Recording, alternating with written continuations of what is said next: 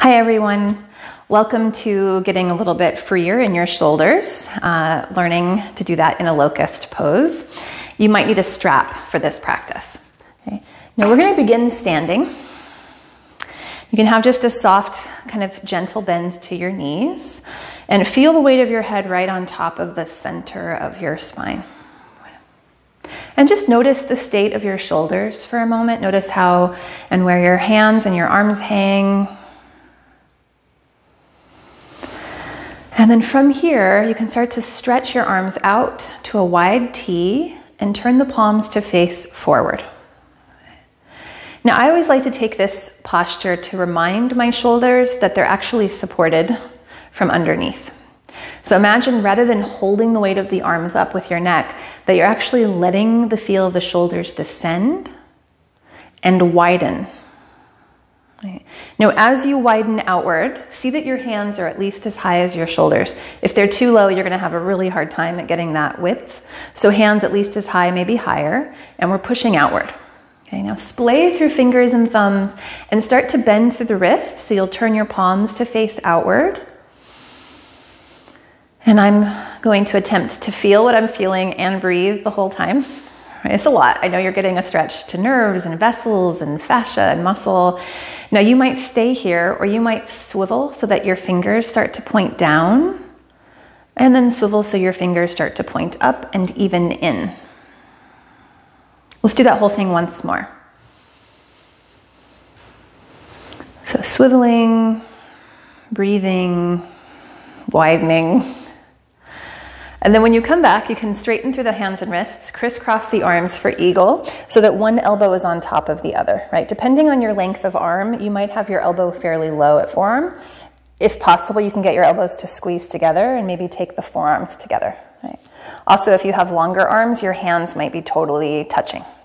So wherever you are in that eagle pose or eagle arms, let the elbows float out a little bit in front of you. Let the top part of your shoulders sort of drape and billow and soften. Okay. Now stay there. I'm just going to point something out for you. So imagine that your elbows, as they're coming forward, as though they're trying to move forward, down, and a diagonal. So it's like forward and diagonally down. Okay. We're just going to take another easy round of breath. And then as you release, you can allow your arms to unwind.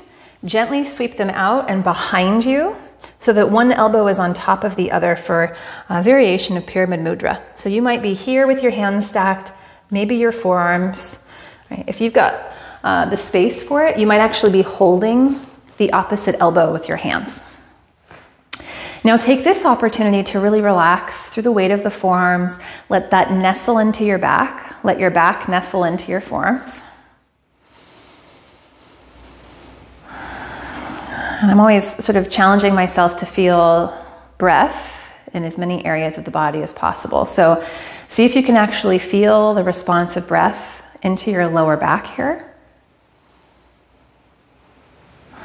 And we're halfway to our standing locust pose. So this is where you might like a strap, right? We're going to slide our hands down and either interlace the fingers behind the back with the hands at the back of the sacrum, or, and I'll demonstrate this one, you would use a strap. Now you don't need much, so this is kind of overkill, but you might even be holding on to like a piece of fabric. And for this, you would hold your hands, hold the fabric between, and then we would turn the hands so that the pinky side is turning away from the body. The palms are toward each other. Okay. Now on purpose, start with a bend to the elbows. I'm holding a strap. It would be the same thing if your hands are interlaced. And imagine that you're giving a little pull outward. So if I was holding the strap, it's like I'm trying to pull the strap apart. If you're holding your hands, it's like you're trying to pull your hands apart. That's going to help you get your elbows back and your shoulder blades onto the ribs there. Now that might be enough, or you can start to move the strap or hands back away from you. This is very different than this, which is just locking the elbows and would actually take the shoulders forward. So we're trying to keep that rolling back of the chest, that very intentional moving back, and a subtle bend to the elbows as we're pulling the hands or pulling the fabric apart. Take just a nice easy cycle of breath here. See if you can feel that horizontal stretch into the upper outer chest. And as you take maybe one more breath, you might also notice the weight of your head light on top of your spine. Okay. Now we're going to come into a forward bend. So you can bend through your knees, deepen your hips, and keep pulling your hands as if apart or the strap apart as you take the arms up and overhead, folding in. Relax the weight of your head. And as you exhale, you can bend the knees, bring your hands back and down. If you're holding the strap, just let it go. Let go of the arms, neck, shoulders, and then roll your way up to a stand. We're going to sweep the arms. We'll do the whole thing again, switching everything. So arms can come out to a wide T. Now, as you stay very wide this time, join the fingers together. Bring the fingers toward the undersides of the forearms. You might stay there and focus on that width, or you might start to swivel and rotate around through your wrist. I call this scooping the peanut butter out of the jar. If you've never done that, you really should. It really gives a vivid experience. Okay, let's take another full round of breath. And then you can come back to straightening through the wrists. Change the crisscross of the forearms and the elbows for your eagle pose. So maybe you swivel, maybe you can catch your hands. Squeeze wherever your arms connect. And then imagine your elbows moving a bit forward and down at a diagonal.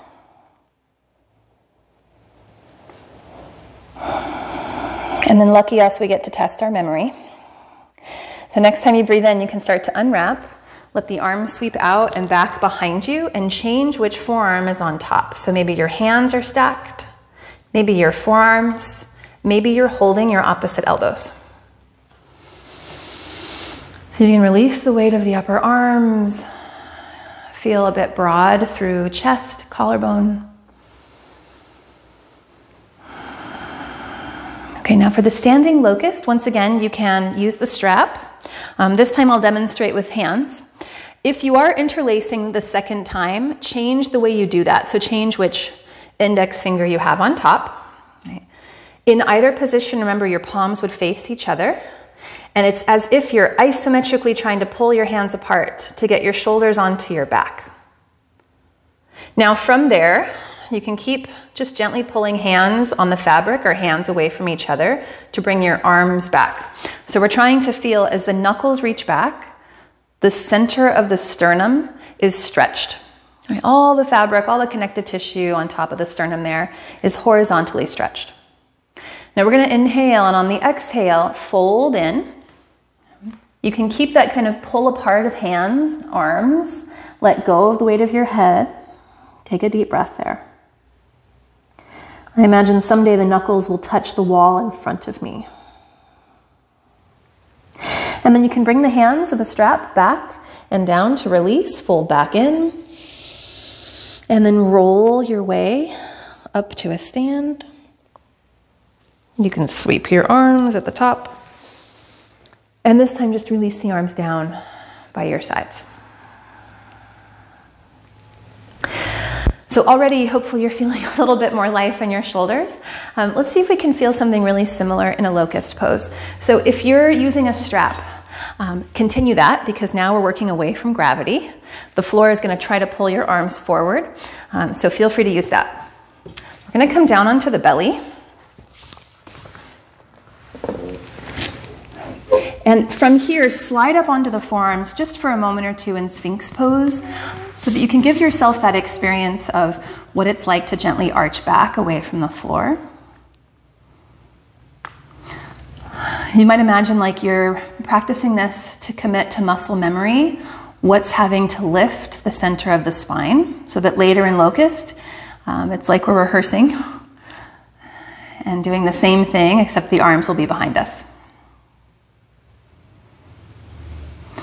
Okay, now you can lower your way down. Bring your arms behind you. Maybe you're holding a strap. Maybe you're interlacing your fingers. Let your gaze come down to the floor. So if you are a visual person and you need to see this, come into a position where you can look at the video and then come back to practice. Right? So your head is gazing down. Now with your hands either at fabric or together, Pull as if your hands apart to really get the shoulder blades onto your back. Now imagine that the rest of the body is practicing Sphinx. So you're going to start to lift up through the sternum. Once you're there, you can stretch the knuckles away from you, the fabric away from you, so it's the upper outer chest wide.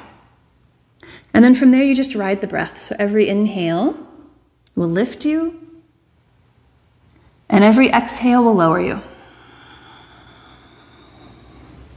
It's tempting to see what's out in front of you, but don't worry about it. Just gaze straight down. So this is more about shoulder, chest, upper spine. Let the neck be light. Take another round of breath. And then when you're ready, you can release all the way down, let go, and either rest to one cheek, rest to your arms.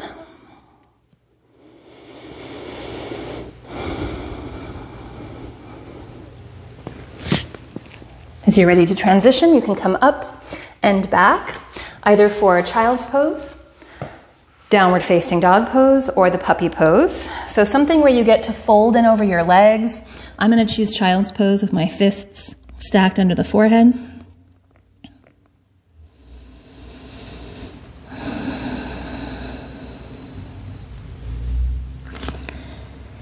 And when you're ready, you can make your way up to any vertical position. So hopefully you're feeling a little bit more awake, alive through chest and shoulders. This would be a great preparation for any practice to come. If you want to look at one of the videos on twisting, that would be a nice kind of counter to this. Thanks for trying out the video. I hope you enjoy it, and I'll see you in the next one.